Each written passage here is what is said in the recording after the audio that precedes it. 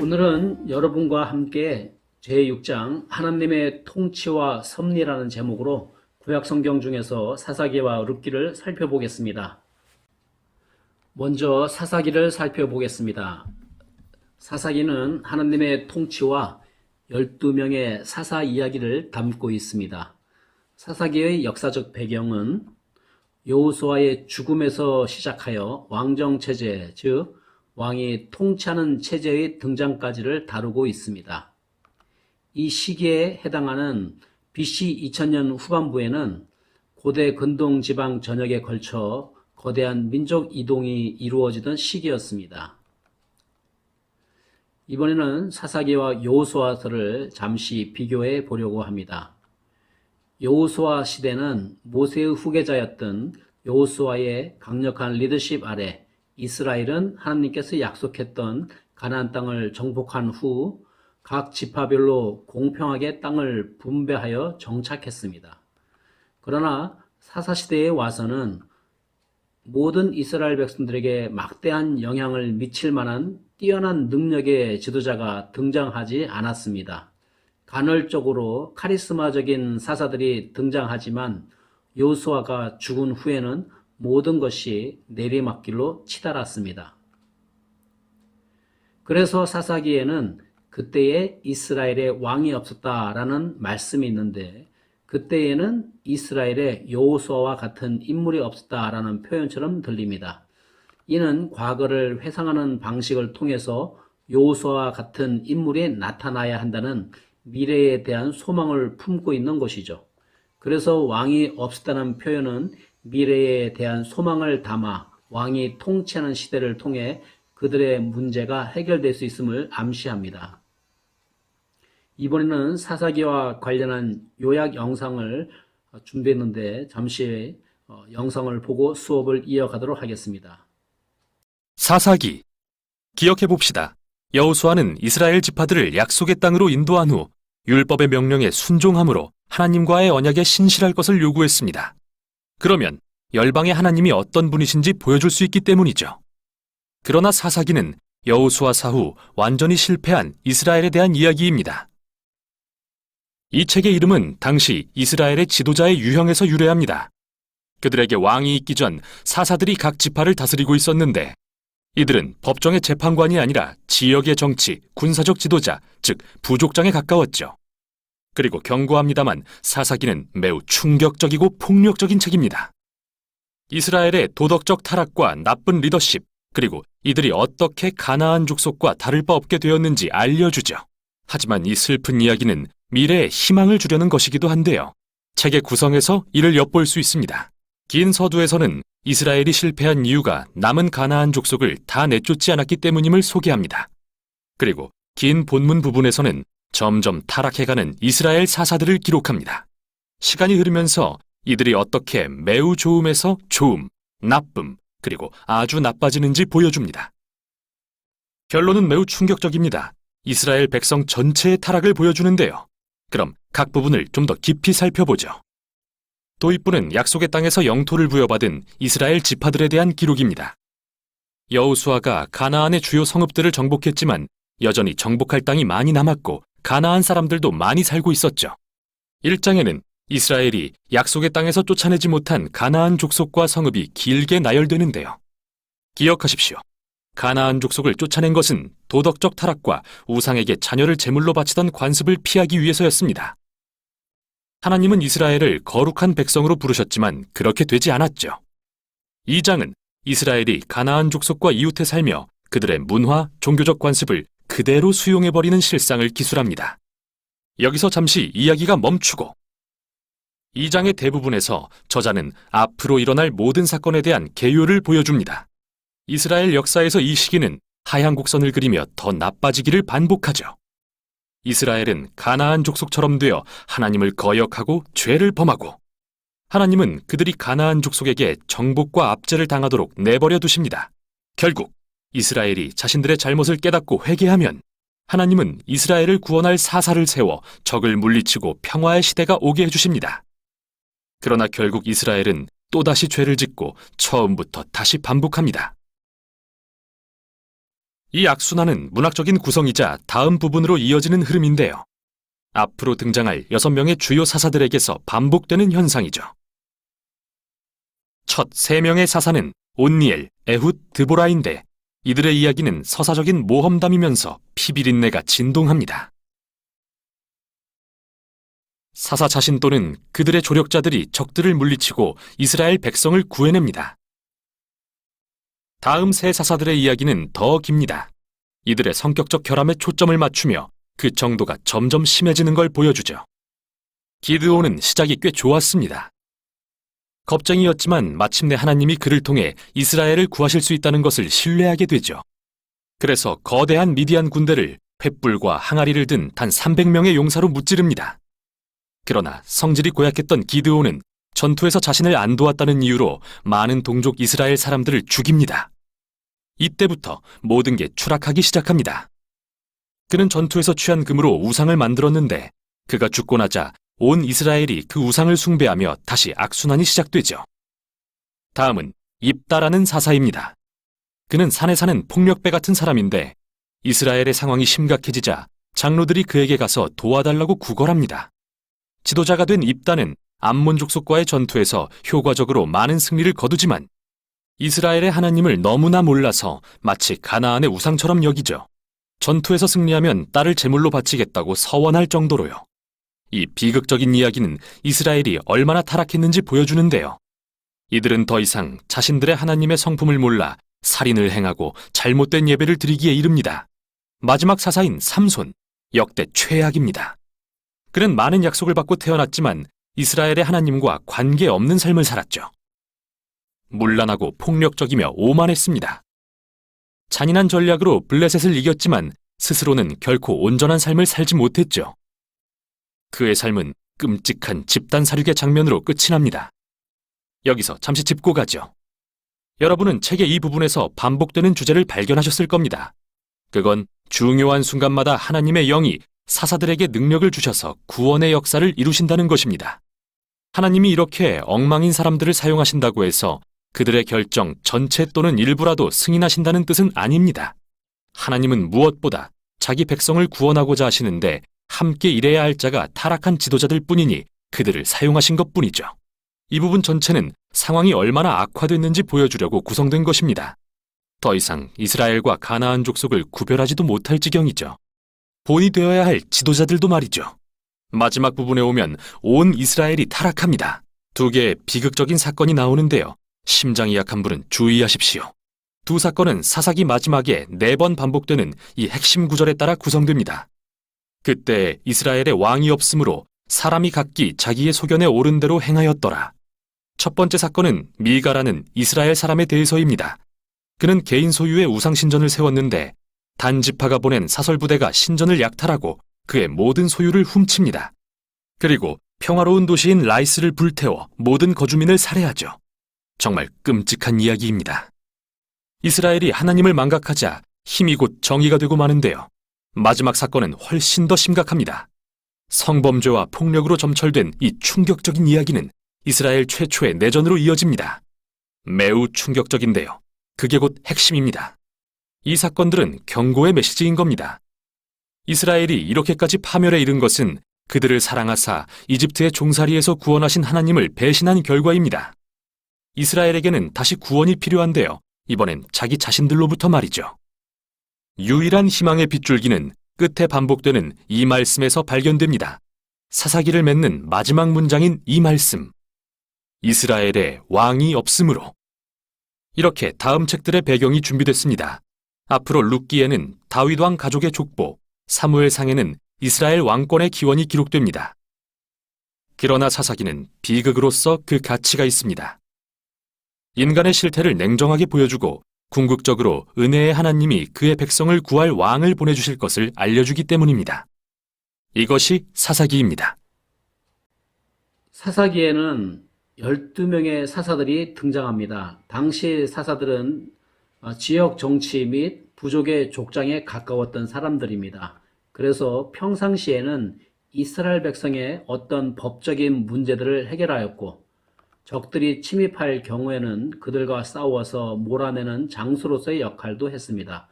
옆에 있는 지도를 보면 여러분이 아시겠지만 사사들의 이름들이 나오죠?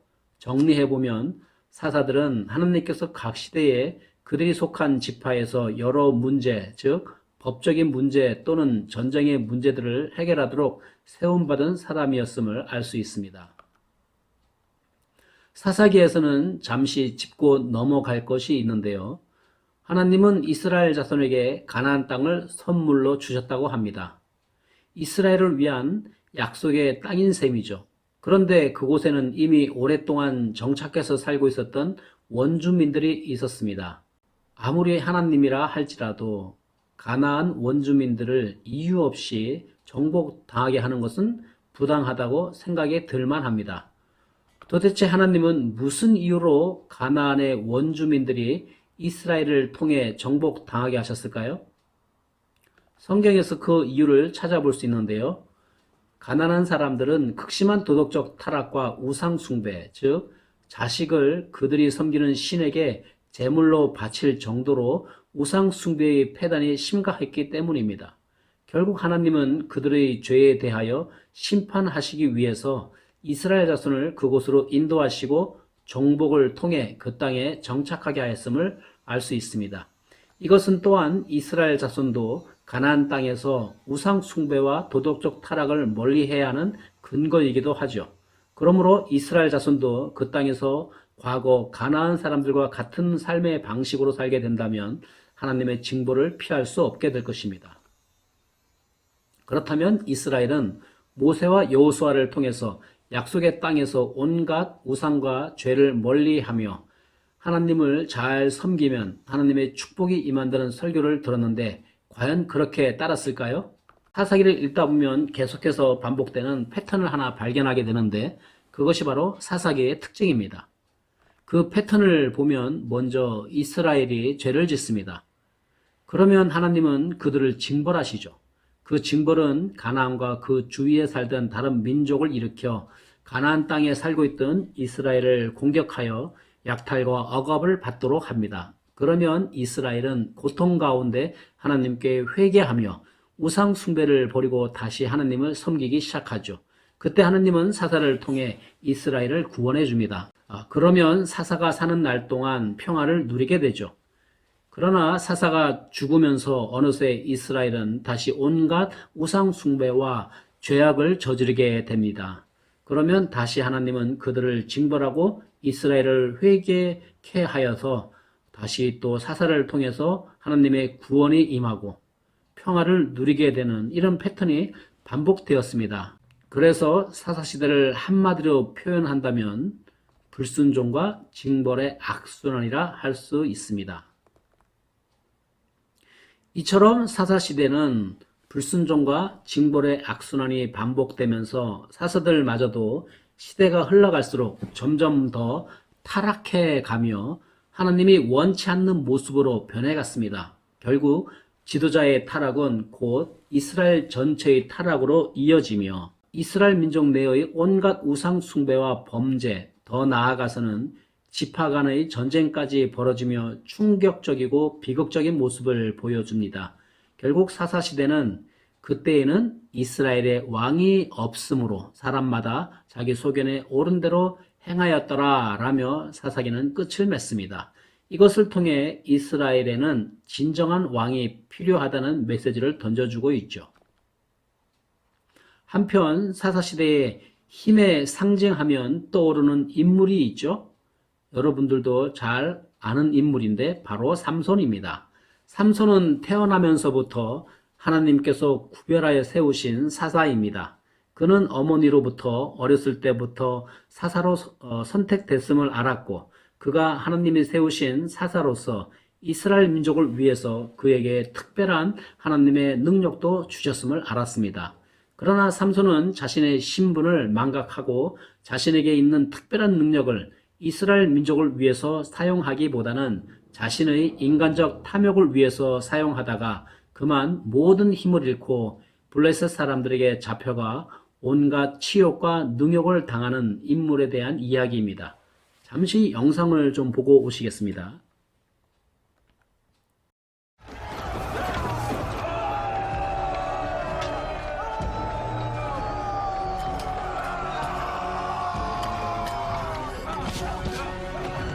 해가 바뀌고 세월이 흘러도 사람들이 잘 놓지 못하는 희망 가운데 하나가 바로 자신의 처지를 벗어나게 해주는 큰 힘에 관한 것입니다. 최근 들어서 히어로 영화들이 인기를 끄는 이유일 텐데요. 힘의 상징, 삼손입니다.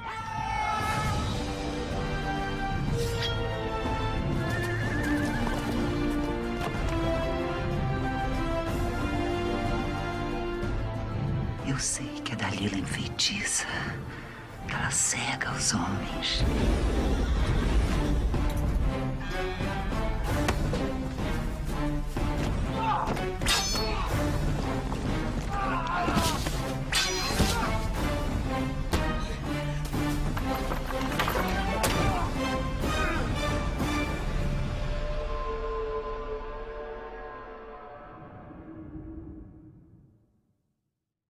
성경에 나오는 삼손은 어떤 인물인가요?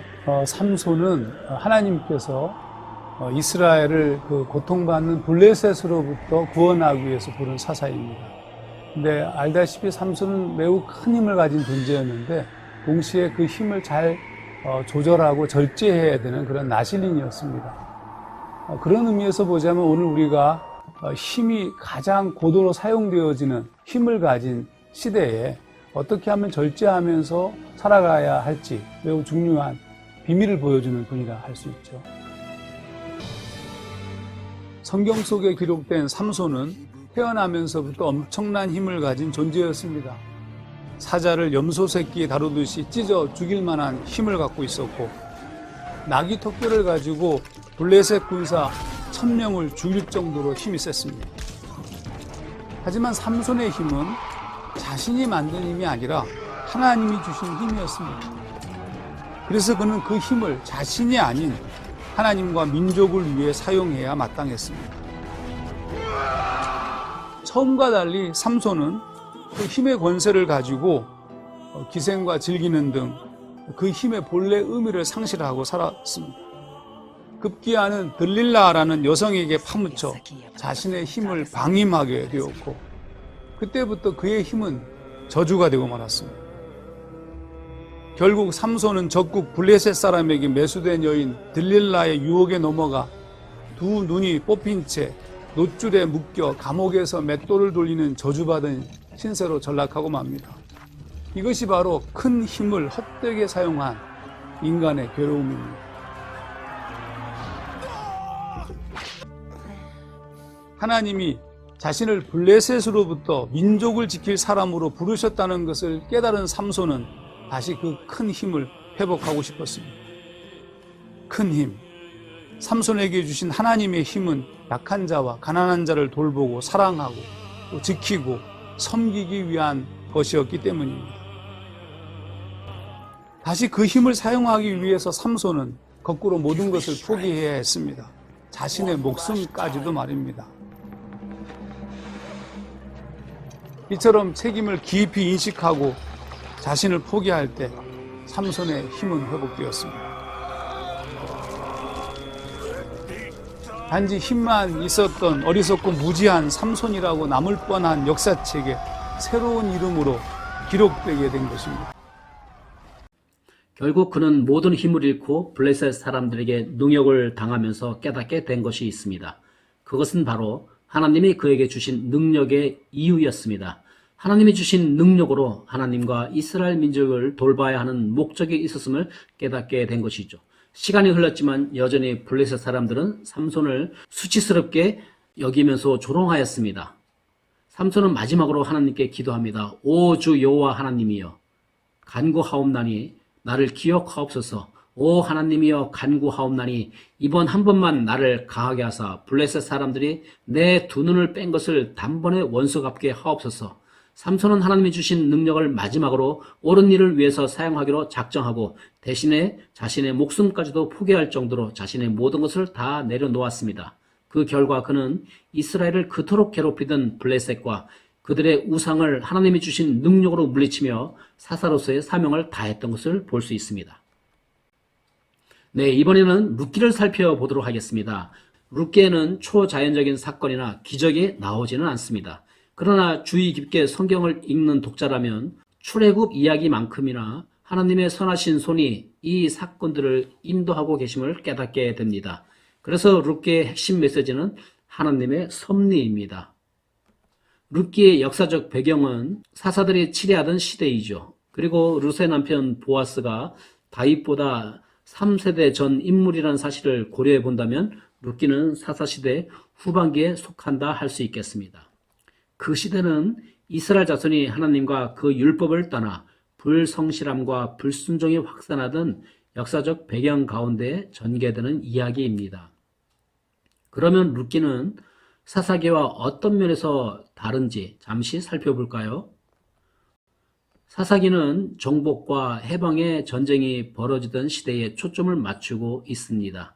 반면 룻기는 평화로운 시기를 배경으로 하되 가나안 땅에 안식이 이루어지던 때에 발생한 가정사에 초점을 맞추고 있죠. 그래서 사사기에 널리 퍼져 있는 살인이나 온갖 범죄가 기록되었다면 룻기에서는 살인이나 범죄를 기록하지 않고 있습니다. 그런 의미에서 룻기는 폭풍 속의 짧은 고요라고 표현하는 것이죠. 룻기. 룻기는 뛰어난 신학 작품으로서 하나님께서 우리의 일상에서 일어나는 기쁨과 고난에 어떻게 관여하시는지 보여주는 책이죠. 이 책에 나오는 3명의 주요 인물은 과부 나오미, 모압 여인 룻, 이스라엘 농부 보아스입니다. 그들의 이야기는 4장에 걸쳐 아름답게 구성되어 있는데요. 어떤 이야기인지 펼쳐보죠. 1장은 사사들이 치리하던 시대에 라는 말로 시작하는데요. 사사기에서 봤던 매우 어둡고 힘든 시기가 떠오릅니다. 이때 기근으로 힘들어하던 한 이스라엘 가정이 베들레헴을 떠납니다. 그들은 음식을 찾아 이스라엘의 오랜 원수인 모압 땅으로 이주하죠. 그런데 거기서 아버지가 죽고 맙니다. 2 아들이 모압 여인인 룻과 오르바와 결혼했지만 2 아들 역시 죽고 맙니다. 이제 남은 사람은 오직 나오미와 그녀의 2 며느리뿐이죠. 더 이상 모압에 남을 이유가 없어진 나오미는 2 며느리에게 자신은 고향으로 돌아가겠다고 말합니다. 그러나 나오미는 이방인 과부로서 이스라엘에 사는 게 얼마나 힘든지 알기에 그들에게 모압에 남으라고 강권하죠. 이에 오르바는 그렇게 하지만 룻은 나오미에게 놀랄 만한 신실함을 보입니다. 어머니가 가시는 곳에 저도 갈게요. 어머니의 백성이 제 백성이 되고 어머니의 하나님이 제 하나님이 되실 거예요. 결국 2 사람은 이스라엘로 함께 돌아오고 1장은 나오미가 자기 이름을 마라, 즉 히브리어로 쓰다라는 말로 바꾸며 자신의 비극적 운명을 슬퍼하는 걸로 끝이 납니다. 2장은 나오미와 룻이 어디서 먹을 것을 구할지 논의하는 장면으로 시작하는데요. 마침 그때는 보리 추수 시기였습니다. 식량을 찾아 나선 룻이 마침 이삭을 줍게 된 곳은 보아스라는 남자의 밭이었는데 그는 마침 나오미의 친척이었습니다. 보아스는 고매한 사람이었고 이미 룻에 대해 알고 있었죠. 룻의 이야기를 더 알게 된 보아스는 그녀에게 놀라울 정도로 관용을 베푸는데요. 이방인이자 이민자인 룻이 자기 밭에서 이삭을 줍도록 특별한 배려를 해줍니다. 보아스의 이 행동은 율법에 기록된 대로 이방인과 가난한 자를 환대하라는 말씀에 순종한 것이었죠. 보아스는 나오미에 대한 룻의 신실함에 매우 감명을 받아 하나님께 그녀의 담대함을 넉넉히 갚아주시라고 기도합니다. 룻이 돌아와서 나오미에게 보아스를 만났다고 말하자 그녀는 신이 나서 보아스가 그들 가문에 기업을 물을 자라고 알려줍니다. 여기서 기업을 물을 자란 이스라엘에서 어떤 남자가 아내, 자녀 또는 땅을 남기고 죽었을 때 친족이 그 과부와 결혼하고 땅을 차지하여 가문을 지킬 책임을 지는 관습이었습니다. 3장은 나오미와 룻이 보아스에게 자신들의 상황을 알리고자 계획을 세우며 시작됩니다. 룻은 이제 슬픈 과부의 옷을 벗고 자신이 결혼할 수 있다는 신호를 보내려 합니다. 룻은 보아스를 만나러 그날 밤 타작마당으로 갑니다. 그녀가 다가가자 놀라서 잠을 깬 보아스에게 룻은 자기 의사를 분명히 전달합니다. 나오미 가족의 기업을 물으고 자기랑 결혼해 줄 수 있는지 묻죠. 보아스는 나오미와 그 가족에 대한 룻의 신실함에 또 한 번 감탄하면서 룻을 현숙한 여인이라고 부르는데 이 말은 잠언 31장에 나오는 표현과 같습니다. 보아스는 룻에게 내일까지 기다리라고 하는데 이는 성읍 장로들 앞에서 합법적으로 룻과 나오미를 구제하기 위해서였죠. 3장은 룻이 나오미에게 돌아가 일어난 일들을 말하며 함께 놀라워하며 끝납니다. 사장은 룻기의 대단원입니다. 마지막 순간 보아스는 나오미에게 자신보다 더 가까운 친족이 있다는 것을 알게 됐는데 실제로 그는 이 가문의 기업을 물을 우선권이 있는 사람이었죠.